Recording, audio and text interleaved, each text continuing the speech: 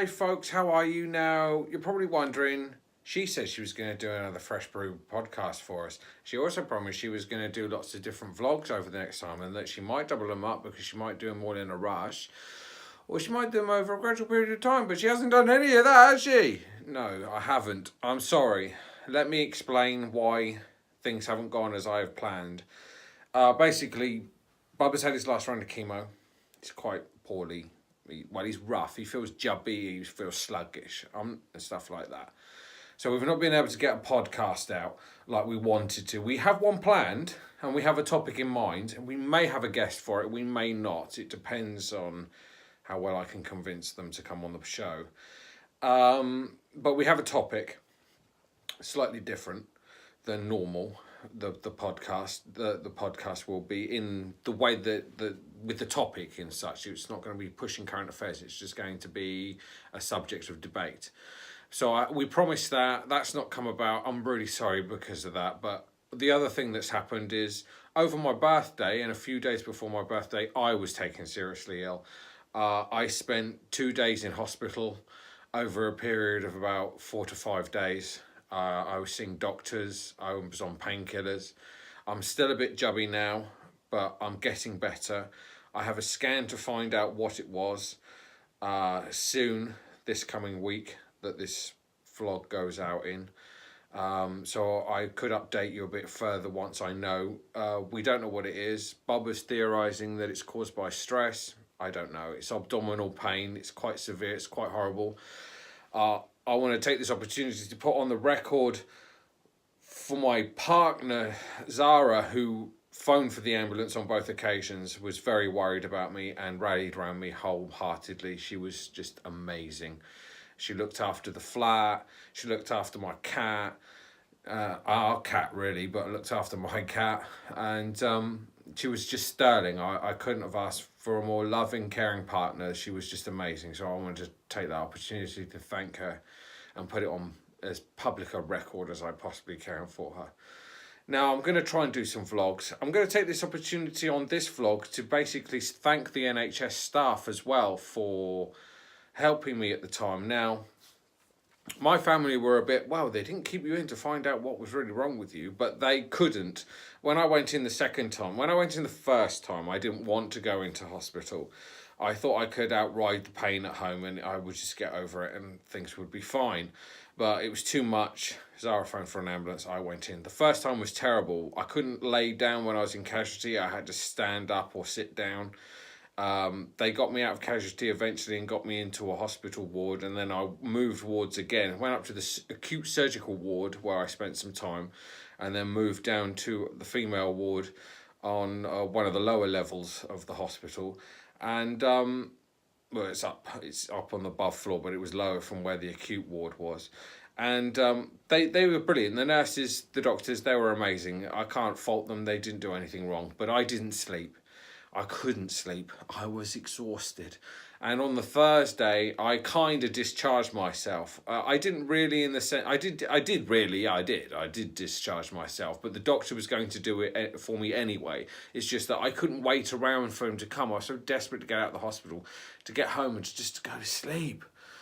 But when I did, the pain came on when I got home after I'd eaten something. I didn't have anything big. It was just yoghurt. I got pains again. That lasted all through the Saturday, and I went to hospital. I went to the doctors, and then it lasted again into the Sunday, and then I went back into hospital with the pain again. Second time was amazing. That time I decided I'm not going to argue with anybody. I'm just going to see if they can find out what the problem is and see if they can help me, because it's really beginning to bother and frighten me. We did that.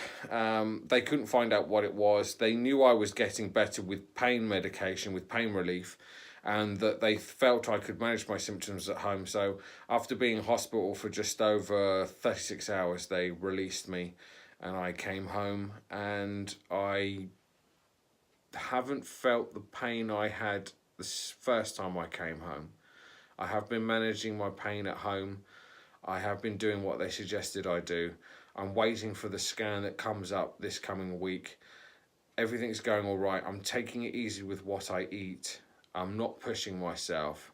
I have lost about a stone in this whole process, which I don't mind about because I put a stone on from the last time. So I've just lost that weight that I put on. So it's not a bad thing. But I didn't lose it in a healthy manner. I don't recommend anybody lose it that way either. So the NHS stuff was just amazing, absolutely amazing. They looked after me. They did the best they can. The scans come around quickly. I've not had to wait more than a week for it. It's brilliant. So I've had an X-ray. They put my mind at rest about anything to do with the smoking I've done in the past. When they X-rayed my chest, there's no. They haven't said anything about lung cancer. They said both scans, both their X-rays were clear, and I'm happy with that. So I'm a little bit healthier, yet in a way a little bit sick, if you know what I mean. I'm conscious of the fact that every time they monitored my heart was good. Every time they did my bloods were good. Every time they did my wee was good when they tested it. So that was all right. The only reason why they kept me in for longer was because my stats were all over the place, in the sense that my potassium levels and salt levels were low. So they wanted me in, and they also wanted me in to monitor my blood pressure, which was a bit high, and the pain, because I was in a lot of pain. They wanted to measure that and manage that. So that's what's been basically happening. So I want, as I say, take the opportunity to thank the NHS. I'm going to be using them again for the scan coming up soon, as I say, and I'm going to be using them still with Bubba. This is Bubba's last round of chemo, producer Matt. Excuse me, it's his last round of chemo, and the doctors have recommend he go on to other things as well. I'm going to leave that all up to him to try and put out in a vlog. I want him to do a vlog. As you know, he vlogs as well. If you follow me, you probably know my brother vlogs as well, but he doesn't vlog as much as I do. So, but his shows are quite good. He's got one on there about voice tracking. You should watch it. But I'm going to try and get him to do a vlog. So if you do cross over and listen and watch his vlogs, you can find out from his own mouth and his own face as he talks to you that how he's doing, what the doctor's prognosis is, and how well he's getting on. So I'll leave that to him. But on behalf of both of us, for not getting out enough podcasts, Fresh Brew Podcast, freshbrew.co.uk, freshbrewpodcast.co.uk, because we haven't been getting them out as much as we wanted to. We are trying to get on it, and don't worry, we have one planned. Thank you to keep watching this, and thank you for choosing me when you sit down and you want to bimble through something. Thank you. Like, subscribe and comment. I will see you soon. And I have a new button. This one. This is the new button. This goes to a selfie stick, but I can also get it to control the video on the iPhone.